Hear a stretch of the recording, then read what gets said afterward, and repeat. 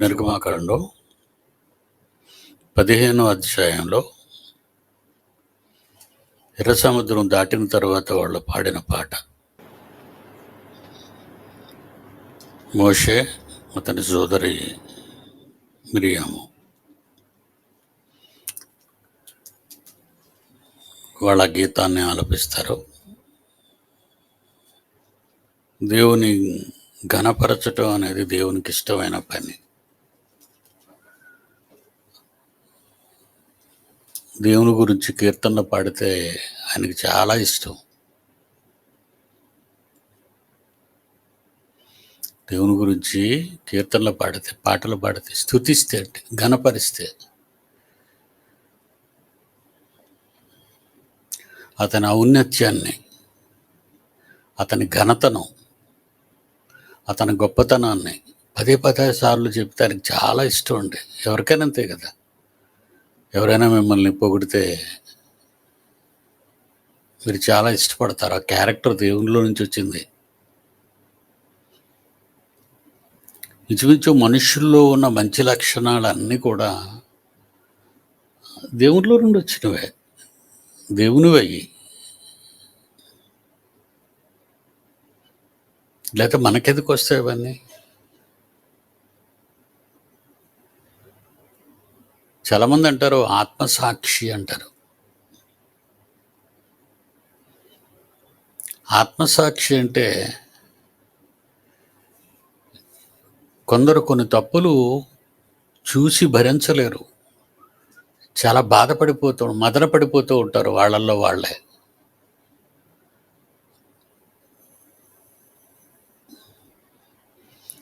ఒకరు ఎక్కువగా అనవసరంగా ఒక వ్యక్తి మీద మాట్లాడుతున్నారు అనుకోండి, కొంతమంది చెప్పలేక ఏంటి తను అంత స్వయంగా మాట్లాడుతున్నారు అని మనసులో బాధపడిపోతారు. ఆత్మసాక్షి నలిగిపోతారు వాళ్ళు, ఎందుకు ఇలా మాట్లాడుతున్నారు. కనుక ఈ మనస్సాక్షి అనేది దేవునిలో నుండి వచ్చినవి. ఈ క్యారెక్టర్ అంతా కూడా దేవుని యొక్క ఔన్నత్యము నుండి, దేవుని యొక్క గొప్పతనం నుండి, క్యారెక్టర్ ఆఫ్ గాడ్, దేవుని శీలం అంటాం. ఆయన క్యారెక్టర్ అది. ప్రేమ అది ఆయన క్యారెక్టర్. మంచితనం అది ఆయన గుణం. నెమ్మది అది ఆయనదే. శాంతి అది ఆయనదే. సమాధానం అది ఆయనదే. మంచి అనేది ఏదైనా ఉంది అనుకుంటే అది దేవుని నుండి, దేవుని వలన, దేవునిదై ఉంటుంది. మనసులో పెట్టుకోండి. కనుక గాన ప్రతిగానాలు వాళ్ళు చేసుకుంటూ ఎవరి సముద్రాన్ని దాటిన తర్వాత దేవుని యొక్క గొప్పతనాన్ని వాళ్ళు చాటుకుంటూ గాన ప్రతిగానాలు చేశారు. దేవుడు సంతోషిస్తాడండి. నిజంగా దేవుని మనస్సు ఎంత గొప్పది అంటే, మీరు ఏవైనా దేవునికి ఇష్టమైన పని చేయగానే పొంగిపోతాడండి. దేవుడు పొంగిపోతాడు. కష్టమైన పని ఏవైనా చేశారు అనుకోండి, మనలాగే కృంగిపోతాడు ఆయన. మనల్ని ఎవరైనా తప్పుగా మాట్లాడారు అనుకోండి, లేని మాట చెప్పారు అనుకోండి, మనం బాధపడిపోతాం. దేవుడు కూడా అంతే. ఏదైనా గొప్పతనం చేశారనుకోండి, దేవుని పట్ల గొప్ప పని ఏదైనా చేస్తే పొంగిపోతాడు ఆయన. తప్పుగా ప్రవర్తించారనుకోండి, బాధపడిపోతాడు ఆయన. బాధపడేవాడు, సంతోషపడేవాడు. కనుక ఇశ్రాయేలీలు వాళ్ళు గానం చేశారు, సంతోషించాడు. ఆ తర్వాత 22వ వచనం నుండి, నిర్గమాకాండం 15వ అధ్యాయం 22వ వచనం నుండి, మోషే ఎర్ర సముద్రము నుండి జనులను సాగ చేయగా వారు షూరు అరణ్యములోకి వెళ్ళి దానిలో 3 దినములు నడిచిరి. ఈలోగా వాళ్ళ మార్గంలో వాళ్లకు మొట్టమొదటిగా షూరు అరణ్యం వచ్చింది. అరణ్యంలో నుంచి వెళ్ళాలి, ఎందుకంటే ప్రయాణం కనాన దేశానికి వెళ్ళాలి. పాలుతేనెలు ప్రవహించే కనాన దేశానికి వెళ్ళాలి. కనుక ఆ ప్రయాణంలో షూరు అరణ్యంలో 3 దినాలు ప్రయాణం చేయాలి. అరణ్యం అనగానే మీకు తెలుసు కదా, చెట్లు, చేమలు, పురుగులు, పుట్ర, జంతువులు, పాములు, ఇవన్నీ ఉంటాయి అరణ్యంలో.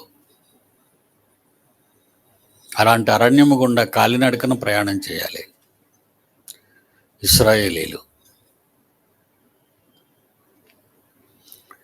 ఈ ప్రయాణం అంతా ఈ 40 ఏళ్ల వాళ్ళ నడక, వాళ్ళ ప్రయాణాన్ని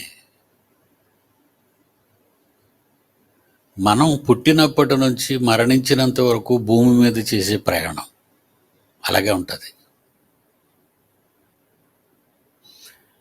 మనిషి పుట్టినప్పటి నుంచి మరణించినంత వరకు భూమి మీద తన బ్రతుకు దినాలన్నీ కూడా నడవాలి, జీవించాలి.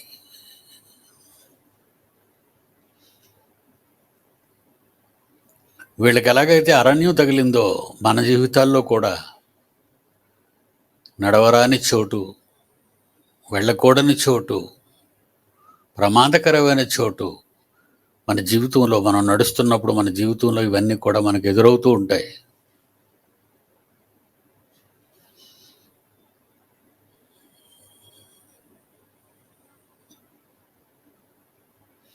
జాగ్రత్తగా వెళ్ళాలి.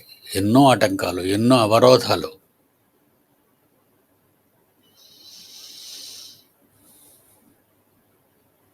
భద్రత, అరణ్య ప్రయాణం, భూమి మీద జీవిత ప్రయాణం ఒకటే. రెండు మనం ఒకదానితోనొకటి సరిపోల్చుకుంటూ వెళ్ళాలి.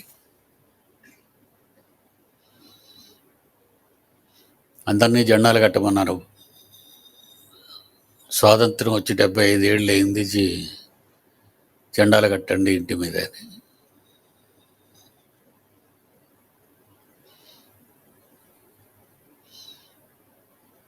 చినుకులు పడుతున్నాయి కదండి, వాతావరణంలో చినుకులు పడుతున్నాయి, దేశం అంతా పడుతున్నాయి.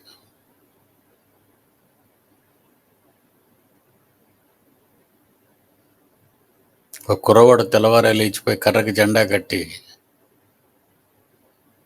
మేడ మీదకి వెళ్ళి మేడ మీద నుంచి కరెంటు స్తంభాన్ని అంటుకున్నాడు. స్వాతంత్ర్యం రేపు జెండా నా ఇంటి మీద కట్టాలి అనుకుంటున్నాడే తప్ప ఆ ప్రయాణంలో తన బతుకును చాలించాలని ఆ కుర్రవాడికి తెలియదు. మన బ్రతుకు ఎప్పుడు ఆగిపోద్దో మనకు తెలియదండి. ఈ ప్రయాణం అలాంటిది. బాగుంటాం, మనం హ్యాపీగానే ఉంటాం. కానీ ఏ క్షణాన్న మనం అంతర్ధానం అయిపోతాం, మనం మాయమైపోతాం. ప్రయాణం అంటే అలాంటిది. ప్రయాణాలు, జీవితం అనే ప్రయాణం, మన ఆయుష్కాలం అనే ప్రయాణం. ఆ కాలంలో మనం ప్రయాణం చేస్తున్నాం. రోడ్డెక్కి మనం ఎలాగైతే ప్రయాణం చేస్తామో,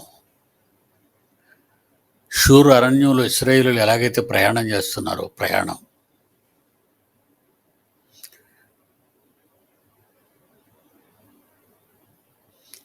3 దినాల ప్రయాణం.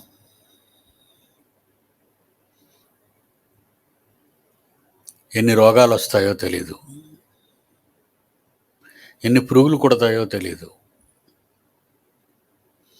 ఎన్ని పాము కాట్లు ఉంటాయో తెలీదు, ఎన్ని జంతువులను ఎదిరించాలో తెలీదు. ప్రయాణం అండి. ప్రయాణం అంటే అలాంటిదే. ఇశ్రాయేలీయులు 40 ఏళ్ల ప్రయాణం అలాంటిదే. ఈ ప్రయాణం ప్రారంభమైంది. మనం కూడా ఈ ప్రయాణంలో ఉంటాం వాళ్ళతో పాటు. మన జీవితం అనే ప్రయాణం వీళ్ళ ప్రయాణంతో పోల్చుకుంటూ మనం ఆలోచించాలి. 3 దినాలు ప్రయాణం చేసిన తర్వాత షూరు అరణ్యంలో నీళ్లు కావలసి వచ్చింది వాళ్ళకి. అరణ్యంలోకి వెళ్ళి దానిలో 3 దినములు నడిచిరి, అచ్చట వారికి నీళ్లు దొరకలేదు. అంతలో వారు మారాకు చేరిరి. మారాకు అనే స్థలానికి చేరుకున్నారు. మారాకు ఊరు, ఆ ప్రాంతం పేరు మారాకు. ఇశ్రాయేలీలంతా లక్షల మంది కదండి, ఒకళ్ళా ఇద్దరా, వేల మంది కాదు, లక్షల మంది మారాకు చేరారు. ఆ మారా ప్రాంతం నీళ్లు చేదుగా ఉంటాయట. వారు ఆ నీళ్లు త్రాగలేకపోయేది. అందువలన దానికి మారా అంటే చేదు అని పేరు పెట్టారు. మారా అంటేనే చేదు.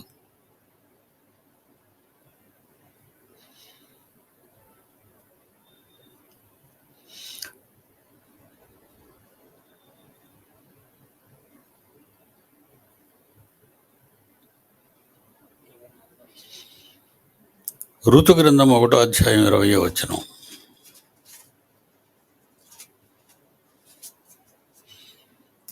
ఋతు గ్రంథము 1వ అధ్యాయం 20వ వచనం. ఆమె సర్వశక్తుడు నాకు చాలా దుఃఖము కలుగజేశాడు కనుక నన్ను నయోమి అనక మారా అనుడి. అంటే నా జీవితం అంతా చేదు జీవితం అయిపోయింది. చేదు బ్రతుకు అంటారు సార్. చేదు అనుభవం అంటాం. అప్పుడప్పుడు మన మాటల్లో మాట్లాడుకునేటప్పుడు మాట్లాడుతూ ఉంటాం. ఏమండి, అది నాకు ఒక చేదు అనుభవం అండి అంటాం. అది నాకు చేదు బ్రతుకండి అంటాం. చేదు.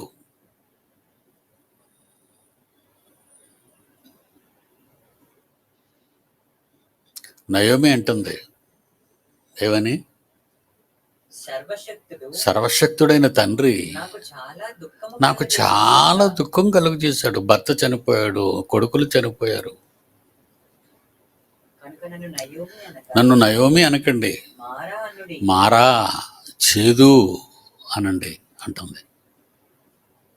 మన జీవితాల్లో కూడా ఎన్నో చేదు అనుభవాలు ఎదురవుతూ ఉంటాయి. మనకు కూడా చేదు అనుభవాలు అంటాం. అంటే కష్టాలు, కన్నీళ్ళు, బాధలు, అదండి చేదంటే. కష్టాలు, కన్నీళ్ళు, బాధలు, శ్రమలు, దుఃఖం. మన జీవితం అంతా ఎప్పుడు ఒక్కలాగే ఉండదండి, ఎప్పుడు సంతోషంగా ఉండవు. ఏడుపులు కొంతకాలం ఉంటాయి, పస్తులు కొంతకాలం ఉంటాయి, లేమి కొంతకాలం ఉంటుంది, అప్పుల బాధలు కొంతకాలం ఉంటాయి, సంతోషం కొంతకాలం. అన్నీ కొంతకాలాలే, ఏవి సంపూర్ణంగా ఉండవు.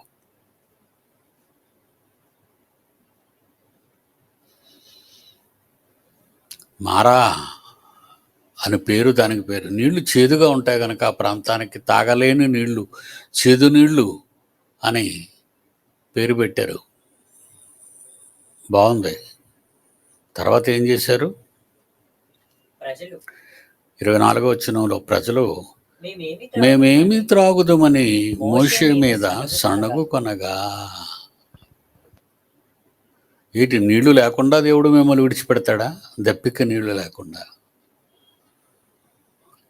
ఏమంటే కన్న తండ్రి ఉంటాడు, డాడీ నాకు నీళ్లు కావాలి అంటే వెంటనే నీళ్ళు ఇవ్వడా అండి తండ్రి? వెంటనే ఇస్తాడండి నీళ్లు. పిల్లలు కదా, నీళ్ళు ఇస్తాను నాయన అంటాడు. త్రాగడానికి మంచి నీళ్లు, చల్లటి నీళ్లు నీకు ఇస్తాడు తండ్రి. తండ్రి ప్రేమ గలవాడు. ఈ మాత్రం దానికి సణుక్కోవాలా? కాసేపు ఓపిక పట్టలేరా? మీరు తాగిన తర్వాత కూడా చేదనిపించింది అది. చేదనిపించిన తర్వాత తండ్రిని అడగొచ్చు కదా, నీళ్లు మాకు మంచినీళ్ళు కావాలా తండ్రి అని. అమ్మా నీళ్లు కావాలి అంటాడు బిడ్డడు. అమ్మా నాకు నీళ్లు కావాలి త్రాగడానికి అని అడుగుతారు పిల్లలు. అడగాలి కదా. అడగకుండా సణుక్కుంటావా మమ్మీ మీద? నీళ్లు అడగకుండానే సణుక్కుంటావా? అడగకుండానే అమ్మ అన్నం పెట్టదంటామే మనమే. అడగాలి అమ్మ అన్నం పెట్టని. అంటే ఇశ్రాయేలీయుల క్యారెక్టర్.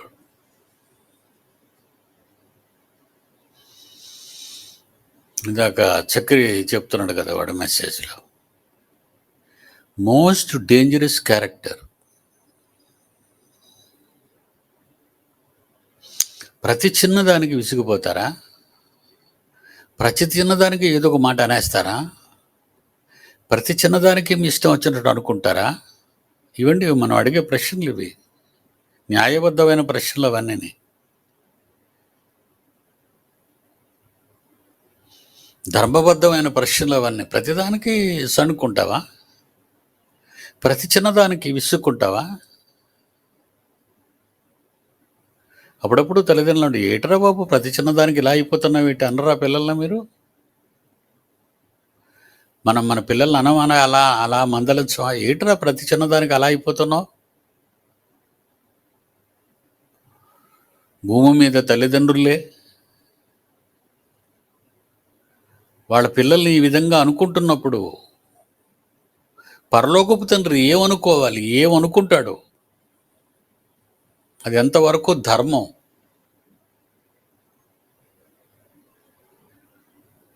అరణ్యానికి వచ్చావుగా, మారా ప్రాంతానికి చేరావుగా, నీళ్లు చేదుని తెలిసిందిగా, తెలిసినంత మాత్రంలోనే మేమేమి త్రాగుదుము అని మోషేని మీద సణుగుకొనగా.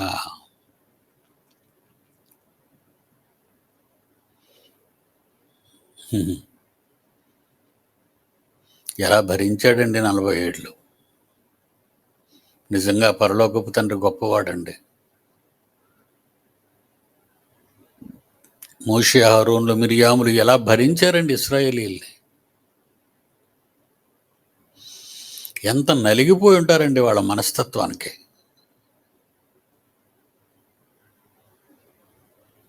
అంతే కదండి.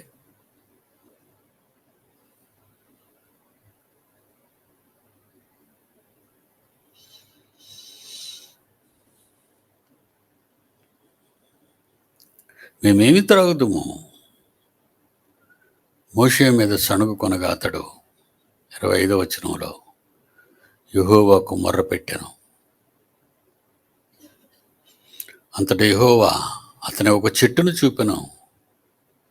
అది నీళ్లలో వేసిన తరువాత నీళ్లు మధురములాయెను.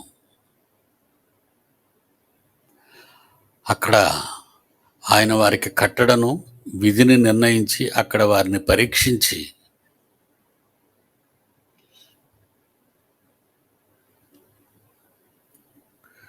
ఒక చెట్టు చూపించాడు. అక్కడే ఆ మారా అనే చోటులో ఎక్కడ చేదు నీళ్ళు ఉన్నాయో అక్కడే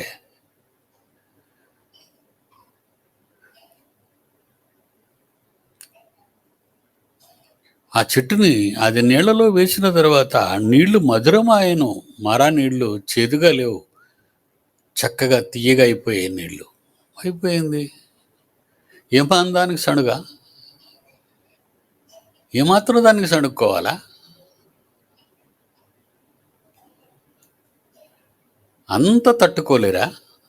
కొన్ని క్షణాలు కూడా ఆగలేరా? ప్రతి చిన్నదానికి అఫండ్ అయిపోతారా? మనం అంటాం కదా, అఫండ్ అయిపోవడం అంటారు. కొంతమంది అఫండ్ అవుతారండి. అఫండ్ అవ్వడం అంటే ఏదో ఒక రకమైన మనస్సు వాళ్ళదే. ముఖం మాడిపోద్ది ఇదేనా అనగానే. అంటే అఫెండ్ అవ్వడం, చిన్నబుచ్చుకోవటం అంటారు. కయ్యని అడుగుతాడు, ఏది నీ తమ్ముడు అని. వాడు మొహం చిన్నబుచ్చుకుంటాడు. నా తమ్ముడికి నేనేం కాపలా వాడినా, నేను తెలుసు వాడికి నేరం చేశాడని. తమ్ముడిని చంపేశాడు. తమ్ముడిని చంపేశాడు. ఏడి నీ తమ్ముడు అని అడిగితే వాడిచ్చే సమాధానం ఏంటో తెలుసండి? నేనేం మా తమ్ముడికి కాపలు వాడినా, నా తమ్ముడు ఎక్కడున్నాడో నాకేం తెలుసు. ఏమండి ఇదేనండి సమాధానం? దేవుడికి ఇచ్చే సమాధానం అది. మనిషి దేవుడికి ఇచ్చిన సమాధానాలు అలాగే ఉంటాయా అంటే, ఎంత రఫ్ పీపుల్ అండి వాళ్ళు ఎలాంటి క్యారెక్టర్ అండి బాబు వాళ్ళది. రౌడీయిజం, గూండాయిజం అనేవాళ్ళు వాళ్ళ నోటంటే మాటలు వస్తాయి చూసారా? వాళ్ళు ఎవరితోనైనా విరోధం పెట్టుకుంటే గౌరవించి మాట్లాడరు. ఎవడరా నువ్వు? వచ్చేవాడు ఎవడో తెలియదు వీడికి. వాడు రాగానే ఎవడరా నువ్వు అని అడుగుతాడు. రౌడీయిజం, గూండాయిజం అలాగే కదండి ఉంటుంది. వీళ్ళ మాటలు దేవుని పిల్లలని చెప్పుకునేవాళ్ళు, దేవుని ఎరిగిన వారి మాటలు అలాగే కదండి ఉంటున్నాయి. ఇప్పుడు ఈరోజు నేను నా తమ్ముడికి కావలి వాడిన ఆదికాండం 4వ అధ్యాయం 9వ వచనం. ఆదికాండం 4వ అధ్యాయం 9వ వచనం. నీ తమ్ముడైన హేబెలు ఎక్కడ ఉన్నాడు? కయీను అన్నవు కదా నువ్వు. తమ్ముడు ఎక్కడుండాలో నీకు తెలియాలి కదా. నీకంటే చిన్నోడు కదా వాడిని నువ్వు చూడాలి కదా. అంతే కదండి. ఎవరైనా పెద్ద మనమైనా రే తమ్ముడేడురా అని అన్ననే అడుగుతాం. చిన్నోడు కదా, వాడిని జాగ్రత్త అని చెప్తాం కదా తల్లిదండ్రులు. బడికి వెళ్ళేటప్పుడు కానీ ఎక్కడికైనా వెళ్ళేటప్పుడు రే తమ్ముడిని జాగ్రత్త రా అంటాం. తమ్ముడిని జాగ్రత్త.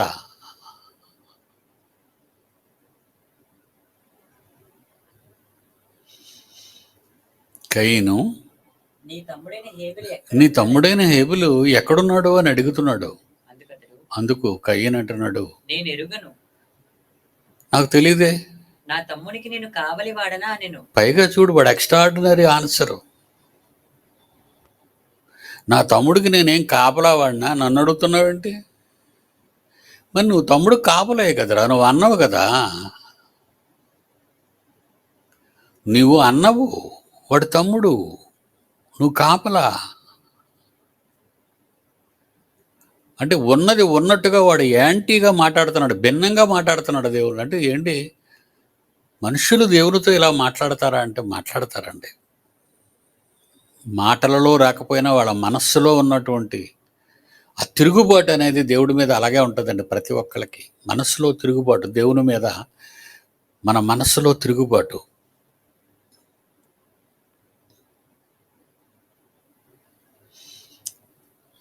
తప్పు చేసేవాళ్ళకి ఎవరికైనా మనం మంచి మాటలు చెప్తుంటే చెప్పావులే చాలులే, బయటికి అండవు, బయటికి ఎవరు అనరు. వాళ్ళ మనస్సులో తిరుగుబాటు అది. వారి మనస్సులో తిరుగుబాటు అండి అది. మంచి చెప్పే వాళ్ళని స్వీకరించలేరు, తప్పుదిద్దే వాళ్ళని స్వీకరించలేరు.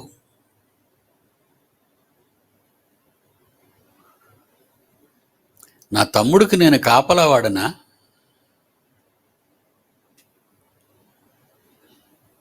దేవుని పిల్లలారా, నీళ్లు చేదుగా అయినంత మాత్రాన్న అడిగావా దేవుణ్ణి నీళ్లు కావాలని? అడగలేదు కదా. సణిగేసుకుంటావా? వెంటనే సణిగేసుకుంటావా? మమ్మల్ని ఇక్కడ తీసుకొచ్చి పడేశాడు ఈ అడవిలో. ఎందుకంటే వీళ్ళు ఇలాగ అనుకుంటారని గతంలో మనం తెలుసుకున్నాం కదా. ఈజిప్షియన్స్ రథాలతో ఎదురు వీళ్ళ తగులుకుంటూ వస్తే మాకు సమాధులు లేవా ఐగుప్తులో?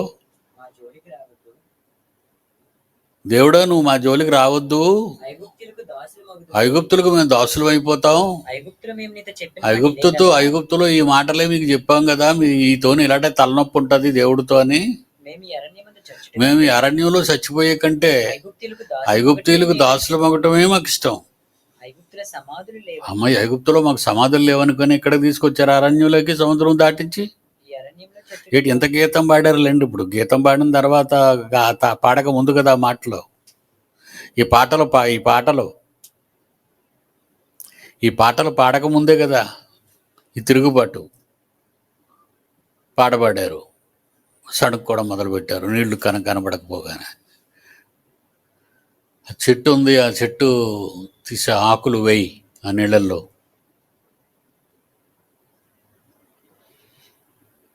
యెహోవా అతనికి చెట్టును చూపెను, అది నీళ్లలో వేసిన తర్వాత నీళ్లు మధురములాయెను.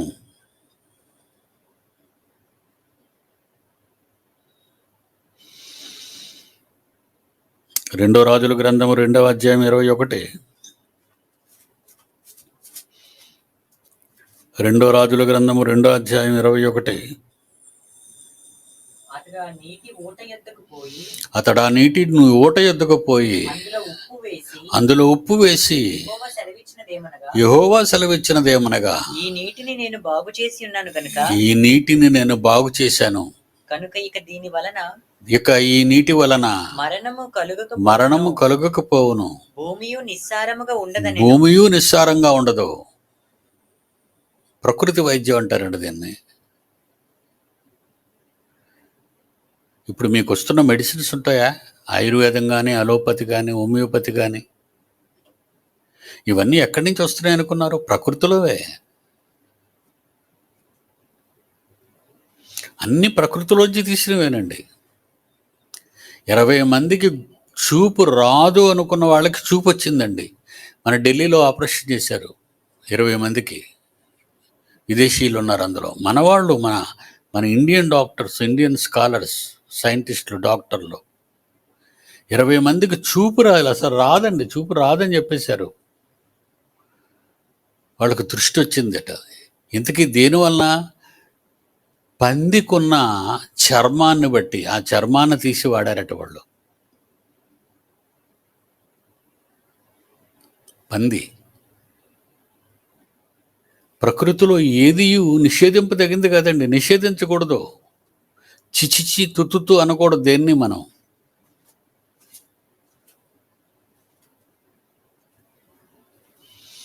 చెట్టు కానీ, మొక్క కానీ, జంతువు కానీ, పురుగు కానీ, పాము కానీ, ఏదైనా ప్రకృతిలో దేవుని వలన కలిగినవి, అందులో వైద్యం ఉంటుంది. నీ మేలు కొరకే కదా ప్రకృతిని కలిగించాడు, నీ కోసమే కదా సృష్టిని కలిగించాడు. ఒక యాపిలే నాది అనుకుంటే ఎలా నువ్వు? ఒక పైనాపిలే నాదనుకుంటే నువ్వెలా? ఒక మేక, గొర్రె నాదనుకుంటే నువ్వెలా?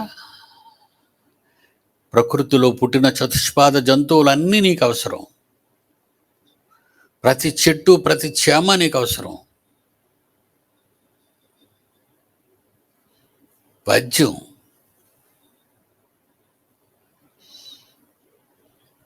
గుడ్డివాడికి చూపు లేకపోతే యేసుక్రీస్తు దగ్గరికి వస్తే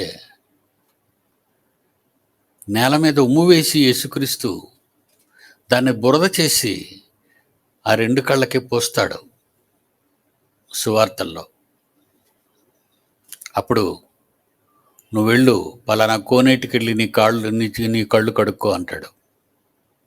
ప్రకృతిని వాడుకో, ప్రకృతిని వాడుకో. ప్రకృతి వైద్యం అంటారు దాన్ని. ప్రకృతి వైద్యం. కనుక దేనిని కూడా ఇది నాకు అవసరం లేదని మీరు అనుకోకండి. అన్నీ మనకు అవసరం. అదిగో ఆ చెట్టు ఉంది కదా, దాని కొమ్మలు తీసి ఆ నీళ్లలో వేయమన్నాడు. నీళ్లు తీపిగా మారిపోయాయి. ప్రకృతి వైద్యం.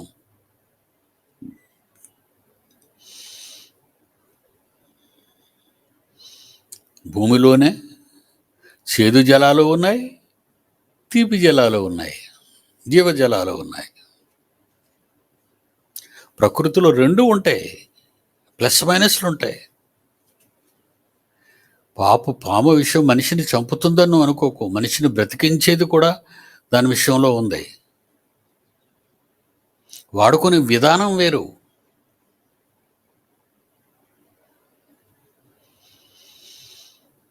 వాడుకునే విధానం.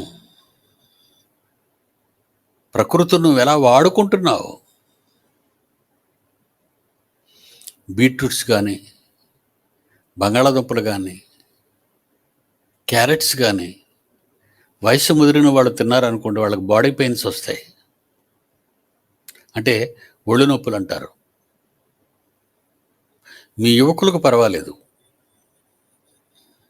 అంటే భూమి లోపల పుట్టిన దుంప సంబంధమైనవన్నీ కూడా దుంప సంబంధమైనవి. అంటే మట్టిలో పుట్టాయి, బయటికి రావు, మట్టిలోనే ఉంటాయి. ఆ మట్టిలో ఉన్నవి కొంచెం ఏజ్డ్ పర్సన్స్ ఎవరైనా, నాలాంటి వయసున్న వాళ్ళు అవి తిన్నారనుకోండి, బంగాళాదుంప కానీ, బీట్రూట్ కానీ, క్యారెట్ కానీ, దుంప సంబంధమైనవన్నీ అవి శరీరానికి కాళ్ళు చేతులు నొప్పులు వస్తాయి. వాతవ నొప్పులు అంటారు వాటిని.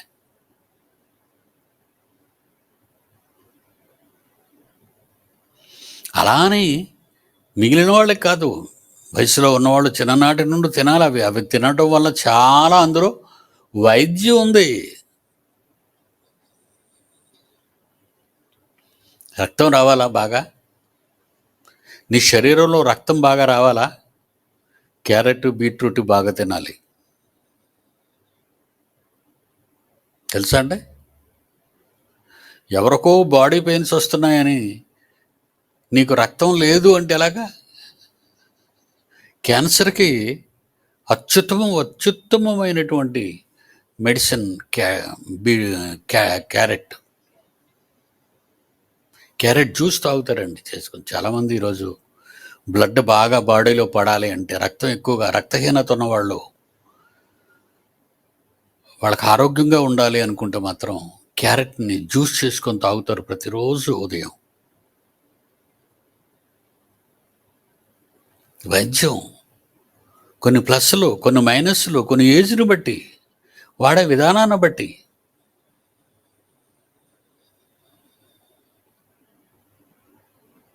కనుక ప్రకృతి వైద్యం, కనుక ప్రకృతిలో ఏది నిషేధింపదగినది కాదు.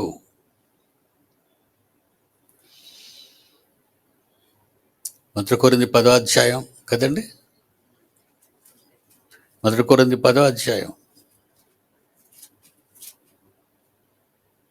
దేనినైనా మనం తినవచ్చు అనడానికి 25-26 వచనాల్లో అపోస్తలుడైన పౌలు మొదటి కొరింథీ పత్రిక 10వ అధ్యాయం 25-26 వచనాల్లో అంటున్నాడు, మనస్సాక్షి నిమిత్తము ఏ విచారణయు చేయక, ఏ ఆలోచన సణుగులు లేకుండా, కటికవాని అంగడిలో అమ్మున బజారులో అమ్మేదేదో దానిని మీరు తినేయండి.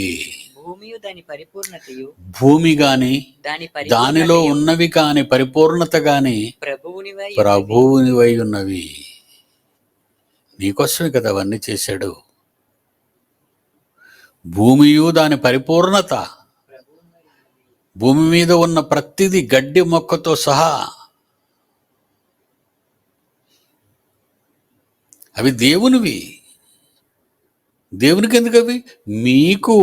మీకోసం చేశాడు అవన్నిటిని. తిమోతికి రాసిన మొదటి పత్రిక 4వ అధ్యాయం 4వ వచనం. తిమోతికి రాసిన మొదటి పత్రిక 4వ అధ్యాయము 4వ వచనం. దేవుడు సృజించిన ప్రతి వస్తువును మంచిది. దేవుడు సృజించిన ప్రతి వస్తువు మంచిది. కృతజ్ఞతాస్తుతులు చెల్లించి తీసుకుంటే ఏదియు నిషేధింపదగినది కాదు.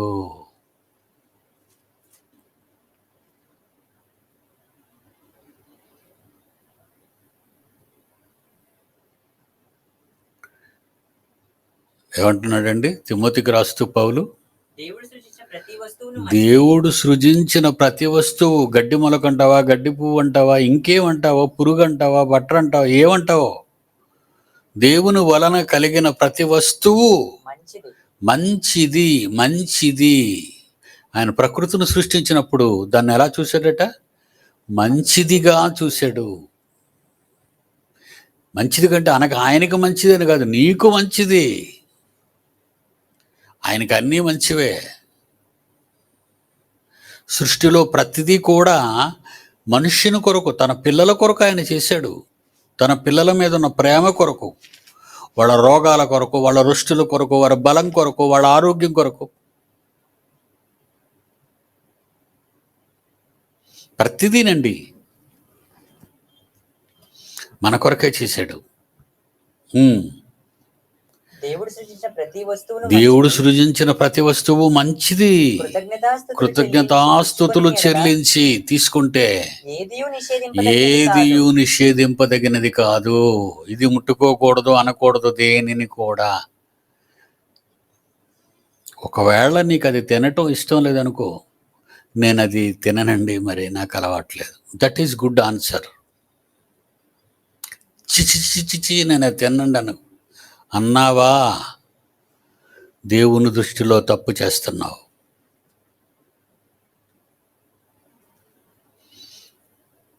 పాములు ఏం కాకుండా తినేస్తున్నారు, కప్పలు తినేస్తున్నారు, పురుగులు తినేస్తున్నారు.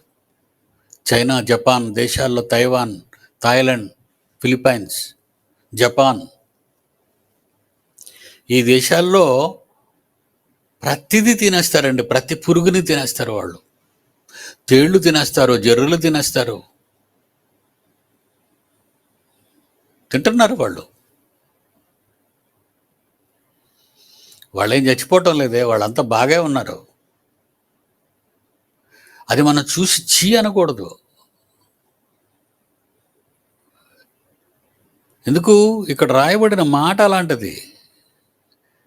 దేవుడు సృజించిన ప్రతి వస్తువు మంచిది. కృతజ్ఞతాస్తుతులు చెల్లించి తీసుకుని ఎడల ఏదియు నిషేధింపదగినది కాదు. కనుక దేనిని కూడా చీ నేను తినకూడదు అనే పదం మీ నోట రానివ్వకూడదు. ఎప్పుడు కూడా, ఎప్పుడు నేను అది అలవాట్లేదు కదండి, నేను తిన్నండి. Very good.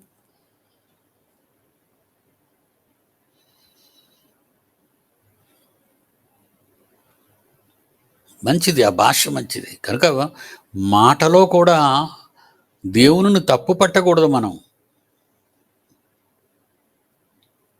దేవుని మీద సణుక్కోకూడదు.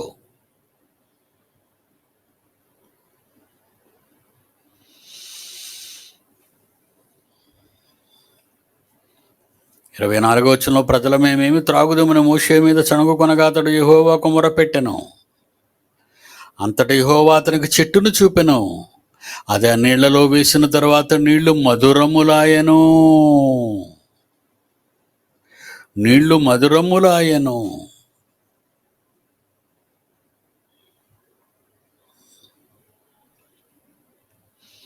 God bless you. Next week చెప్పుకుందాం. సెలవు.